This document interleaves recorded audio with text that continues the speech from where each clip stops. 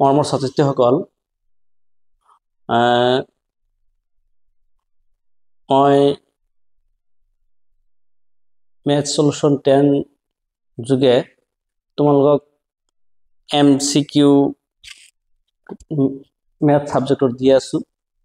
আজিও ঠিক তেনেকৈ কোঅৰ্ডিনেট জ্যামিতিৰ পৰা দুটামান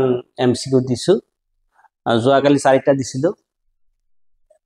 আজি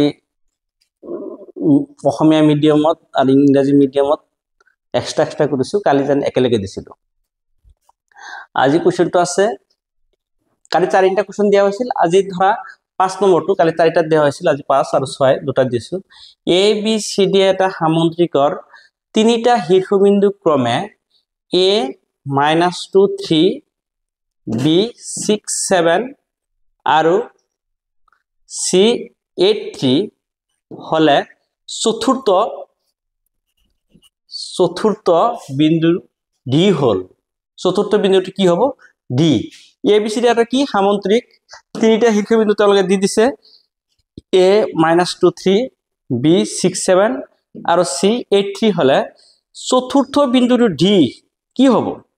এই যে তোমালোকে জান এই যে এটো সামন্ত্ৰিক A B C D এটো হৈছে -2 3 B 6 7 এটা আছে 6 7 কি আছে 8 এটা 3 আছে এটা 5 লিখা হৈছে 5 এ হ'ব এটা 5 এ হ'ব 5 এ হ'ব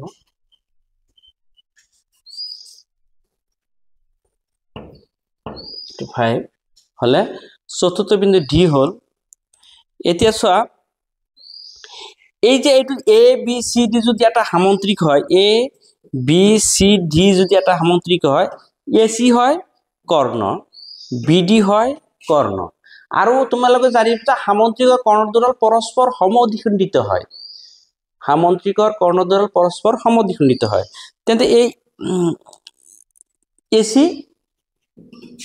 এই OA আৰু OC সমান BO আৰু OD সমান তাৰ মানে এই O বিন্দু দুইটাই কি হৈছে সমদ্বিখণ্ডিত হৈছে তাৰ মানে AO টু AC ৰ মধ্যবিন্দু BD ৰ মধ্যবিন্দু আমাৰ মধ্যবিন্দুৰ সূত্ৰটো কি আছিল x1 + x2/2 তেন্তে এটো কি আছে এটো D টুক ধৰিছো লৈছো আমি xy ধৰি লৈছো D টো আমাক উলাব লাগে যে সেই কাৰণে আমি এটো কি ধৰি লৈছো xy ধৰি লৈছো আমাৰ সূত্ৰটো কি আছিল মধ্যবিন্দু এটো মধ্যবিন্দু হ'ব মধ্যবিন্দু সূত্ৰটো কি আছিল x1 + x2/2 এটো হৈছে x1 এটো হৈছে x2 ইয়াতে লিখিছো x + 6/2 কমা দিছো এটো y1 + y2 এই y1 + y2/2 যেহেতু এইটো এইফালৰ পৰাও জি বিন্দু O বিন্দু এইফালৰ পৰাও O বিন্দু গতিকে এইটোৰ মধ্যবিন্দু হলে এইটো একাটাই হ'ব গতিকে এইটো কি হ'ব এইটো AC ৰ মধ্যবিন্দু কি হ'ব এই x1 x2 হ'ব এইটো x1 কি আছে -2 x2 কি আছে +8/2 কমা এইটো হৈছে কি এর 3 এইটো 3 এটা মুছি গৈছে 3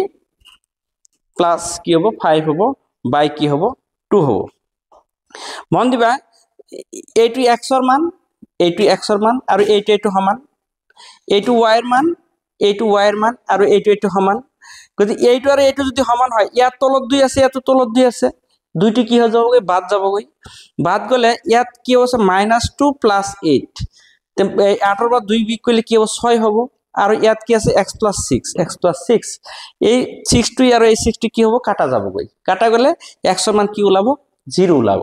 এতিয়া তুমি আকৌ এইটো লৈছা এইটো আৰু এটিহে আমি কৰিলো এইটো আৰু এইটো বাকি থাকিল নহয় এগাইন y a2 আৰু a2 কেনসেল যাবগৈ তে ইয়াত কি থাকিব y + 7 থাকিব আৰু ইয়াত কি থাকিব 3 + 5 থাকিব 3 আৰু 5 যোগ কৰিলে কি হ'ব 8 হ'ব এতিয়া তোমাৰ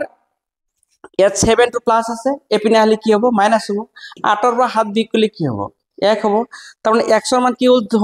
0 ওলাল আৰু y ৰ মান কি ওলাল 1 তেন্তে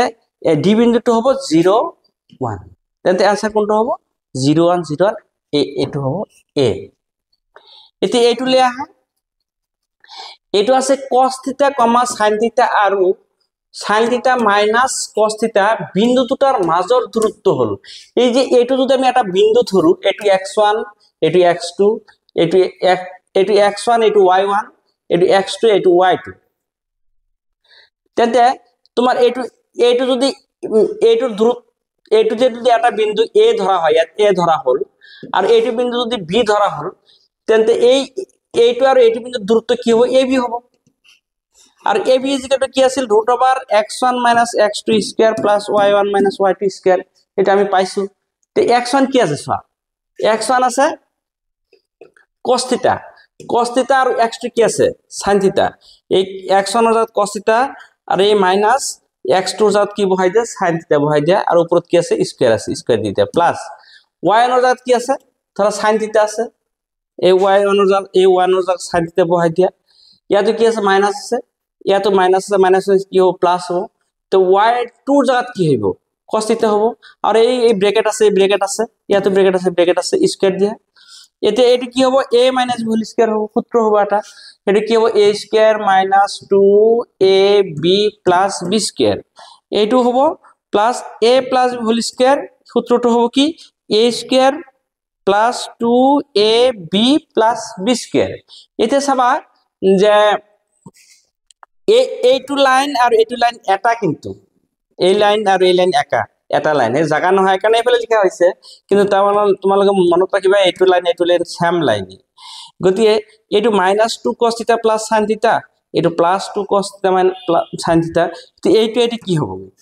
ক্যান্সেল যাব।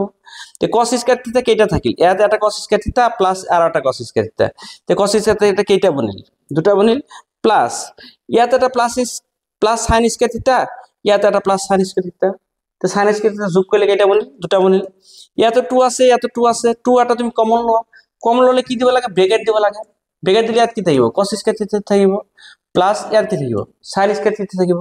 তে cos স্কয়ার থিটা প্লাস sin স্কয়ার থিটা সূত্ৰৰ মধ্যে কি হয় 1 হয়, আর উপরত √, হয়ে থাকিব, √, থাকিব। তো 2 1 গুণ কি হবে 2 হবে, আর উপরত কি আছে √, আছে, √2 আছে। তো आंसर এইটো কোনটো হ'ব, এইটো আছে, এইটো হ'ব, এইটো হ'ব। মৰমৰ ছাত্ৰীসকল, তেন্তে আজিলৈ ইমানে শেষ হ'ল। তোমালোকে কিছুমানে কমেন্ট কৰিছে স্যাৰ ভিডিও ডাঙৰ হয়, দীঘল হয়, সেইকাৰণে ভিডিও আজিৰ পৰা সৰু কৰি লৈ আহিছো। সবৰে মন ৰাখিব লাগে, বুজা নাই। আৰু মই নতুন মানুহ, 1.5 মাহ হৈছে মই ইউটিউব চেনেল খুলিছো, এতিয়ালৈকে মোৰ 298 সাবস্ক্ৰাইবাৰ হৈছে। তোমালোকে আৰু বন্ধু বান্ধৱ বিলাকক সাবস্ক্ৰাইব কৰিবৰ কাৰণে অলপ পৰামৰ্শ দিবা, আৰু ভাল লাগিলে মোৰ চেনেলটো বজাই তোমালোকে নিজে উপকৃত হবা, বেলেগক উপকৃত হ'বলৈ সহায় কৰিবা। Thank U.